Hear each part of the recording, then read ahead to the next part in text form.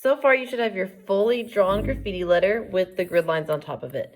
So I'm going to take my eraser and I'm going to erase all the grid lines, okay? So when all of your grid lines are nice and erased, your paper should look like this.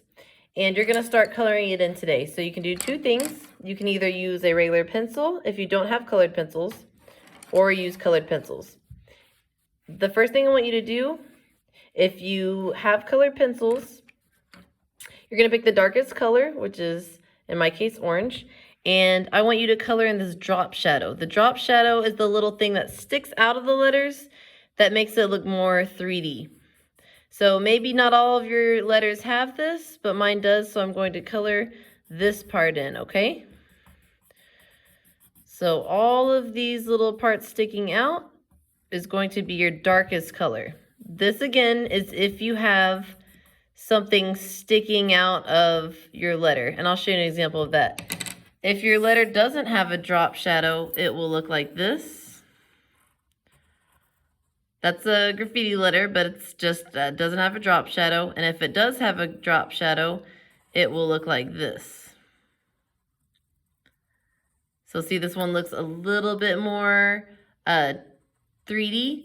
So this does have a drop shadow, so you want to color it in your darkest color. That way, it will make it look like it is going back and it has a shadow on it. So it makes the whole thing look a little bit more 3D.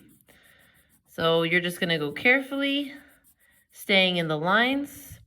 If you do not have colored pencils, you're going to color in your dark drop shadow with the regular pencil like this. You just take your pencil and color it in like this.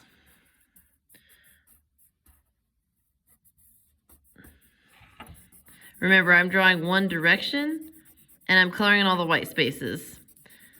So I'm not leaving any white spaces and I'm not going up and down. I'm just going side to side.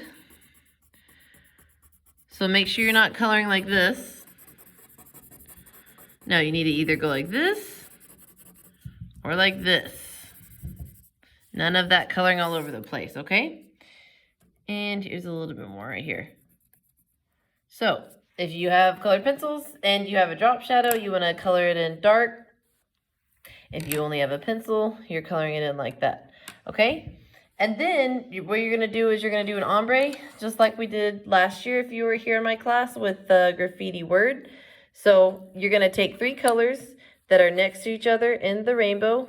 I'm picking orange, pink, and yellow. And you want to do a ombre inside of your letter. So we're going to do, since red, orange, and yellow are in the rainbow first, I'm going to do some pink. And my pink is going to be right here. I want to section it off for how far I'm going to draw the colors. So let's say I'm going to do the pink there. I'm going to do the orange here. And then from here to here is going to be yellow. So it's helpful to put little lines to kind of figure out where you're coloring in. Okay, and remember we draw one direction like this.